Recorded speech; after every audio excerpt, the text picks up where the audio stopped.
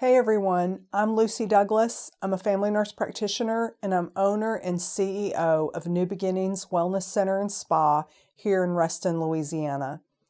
So we've talked a lot about a variety of things for the last few months, and I would say probably from day to day with the majority of patients that I'm seeing, I spend a lot of time talking about nutrition. People ask me a lot, what do you eat? Where do you go eat? Where do you buy your food? I get asked those things a lot, and it's kind of surprising that this generation of women seem not to be extraordinarily comfortable cooking. It seems to be kind of a hurdle, a battle, if you will. And it's really an obstacle, I think, to the overall family wellness. So I feel like I wanted to kind of talk more specifically today and see if I could perhaps help, give you some ideas and make it feel like that it's not such an insurmountable task that just weighs you down and that you feel like you carry that burden for your family. Because so many women that I visit with know that they need to make changes, or maybe there are children in the family that are having issues and that they know those kids need to make changes. And so a lot of that responsibility and burden and the thinking and the planning and the executing seems to fall on moms. And so my heart goes out to moms. I am one. I remember those days of having children at home and a husband and working and feeling pulled in so many different directions. And so I'm certainly sympathetic and want to problem solve with you so that you can be successful and that your whole family will be healthy together. So when we were talking about this subject before we got started, we were kind of laughing and saying, what are you going to talk about today? And I was like, well, don't eat crap and don't die. The end. So that's the title of this video. But let's take it up a notch and let's talk more specifically about what do you mean? So I've said before, it's not really rocket science. It's fairly clear and obvious where the incidence of chronic disease that is wiping out Americans is coming from. It's coming from that convenience-based instant gratification. We're too busy. We're not at home. That kind of lifestyle where it's just simply too easy and too convenient to pick up something at a to-go fast food restaurant.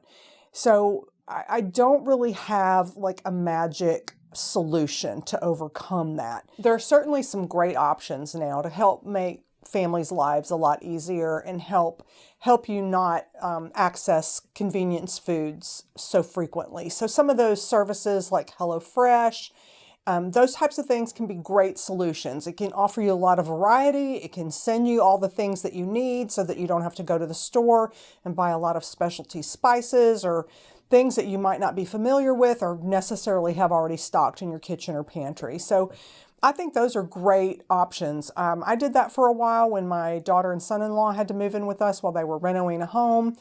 So we all would sit down together and talk about what the options were for that week and pick out things. And it worked out really well for us. And it probably saved me a ton of money on my grocery bill because I wasn't buying a whole lot of different things trying to cater to the various adults that were in my home at that time. So I highly recommend something like that, especially if you're fairly comfortable and can follow a recipe and that doesn't just intimidate you to no end. Because I have some people that this is the question I ask them. Can you put a dead chicken in a crock pot? And sometimes their eyes roll back in their head. So I feel like I'm taking care of people that are all over that spectrum of comfort in the kitchen. And, I'm fortunate that I was raised in a family of 7 kids. I had a mother that cooked, and it wasn't like organic, perfect, no processed food. But I would say the majority of my upbringing was, home cooked meals, because with a family that large, eating out was just kind of out of the question for us. So that was how I was raised. So as I was coming into adulthood and getting married and having a family, that just felt like something I wanted to do. And I probably made a lot of casseroles back in the early days, and, a lot of cream and mushroom soup was going through my kitchen, but, that was the information I had at that time. And so now I know better, so I can do better and use fresher, more healthy ingredients, even if I am going to make a casserole type thing. So making use of some of those home delivery systems. Right now I'm using one called Freshly, and actually it is pre-prepared. So it's not coming to me with the ingredients that I then have to cook. So this is allowing me to choose, and I pick 6 a week. So that way I have a lunch for every day, and the macros are already figured out for me. So I know calorie count, fat, protein, and carbohydrate. So I'm counting my macros right now. So that helps me plan ahead, because I'm not really great at that. And the macro people that are helping me with that are going like that. Yep, you're not great at planning ahead, Lucy. So this is helping me sort of think ahead about what am I at least going to have for lunch, and then I'm doing some meal prep on the weekends to accommodate my dinner. So the Freshly is already pre-done. They are obviously a little bit more expensive, but for me, being on my own for right now, that is working well for me, and it does save me money on a grocery bill, because I can go to our local natural grocery store, and they do the happy dance when I come through the door, because $100 is getting laid down, even if I thought I was going in there for like a bag of carrots, because I'm going to come out with a bunch of other things. So this is helping me manage those dollars and try to be more wise, but yet I'm still eating really fresh and healthy things, because it comes fresh. It doesn't come to me frozen. So I choose what I need for, say, the next few days, and then I freeze a few of them. So it's working out really well for me, saving me some money. I'm still eating fresh, healthy, home-cooked food. It's giving me a little variety of some things that I might not normally eat. So I'm kind of enjoying that for right now. But I wish that I could get around the planning aspect for you, for those busy moms who are just, crying because they're just thinking, when am I going to fit this in? But I tell my patients, I've been in lots of friends' homes, like when I was in the throes of teenagers and all of that, and I've seen moms that had, large countertop type calendars, and that was how their family basically was organized. So knowing it on any given day where each child was and who had a meeting, and all of that was put on a large family calendar. And I know that, things might be more moved to the electronic mode now, but somehow you're documenting these types of things, your week-to-week schedule. And so I encourage you to make it a priority to schedule in when you're going to shop for groceries, and then when you are going to do some prepping, because we cannot succeed if we haven't planned ahead. It's for those of us who are wanting to make healthier choices, that are wanting to avoid nutrient deficient but calorically dense processed food.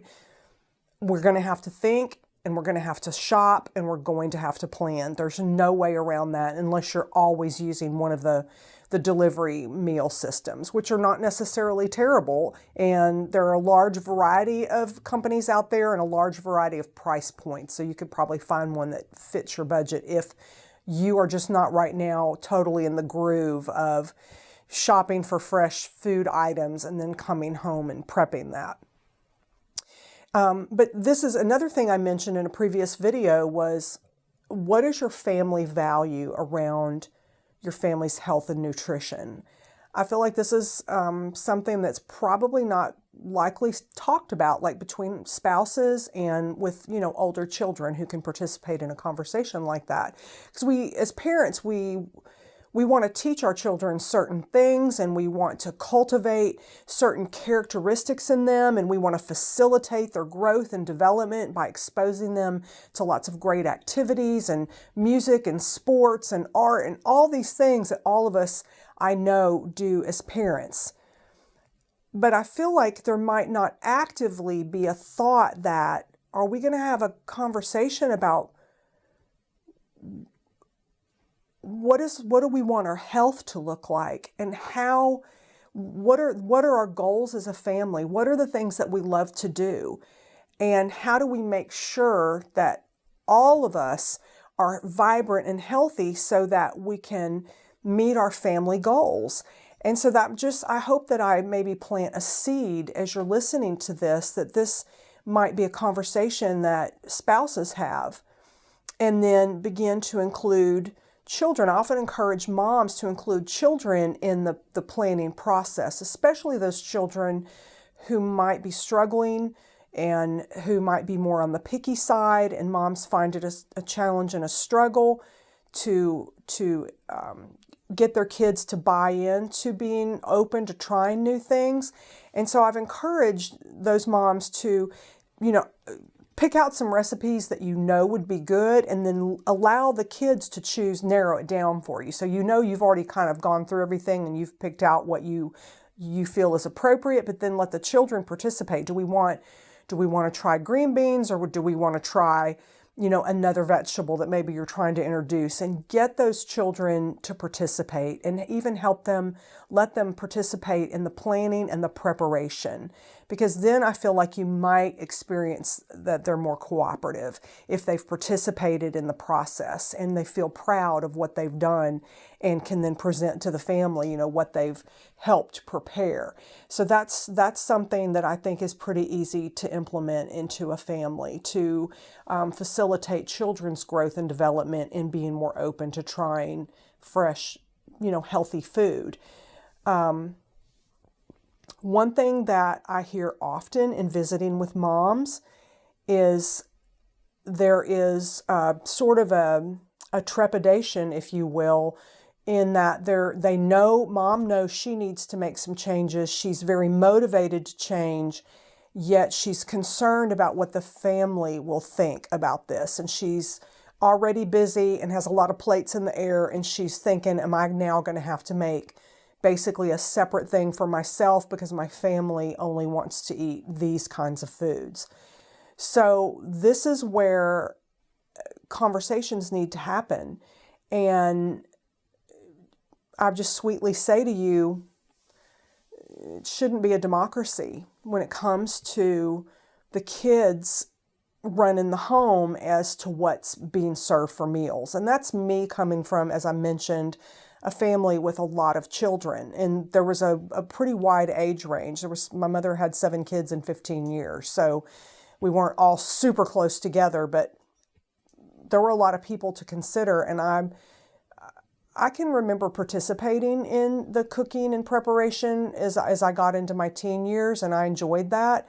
But I don't remember really having a lot of say necessarily early on in what was being put down for dinner. And that's just, it was the time that I was raised in and the culture, and I know things are not necessarily exactly like that now, but I just encourage parents to set the tone and the expectation, and, giving children a choice within a range that's appropriate. Like I said, letting them choose, which green vegetable. Do they want a sweet potato? Do they want a white potato? Things that lets them feel like they're participating, but that they don't get to just always eat chicken nuggets or frozen pizza. Because I feel like we as parents feed that and facilitate it to where we have, 10, 11, 12-year-olds that don't eat vegetables. And, I can't meddle in the family dynamic of every person watching this video, and I'm not intending to do that, but I'm encouraging parents to set the tone and make this conversation part of what these are things, children, we're going to do as a family, because we want to be healthy.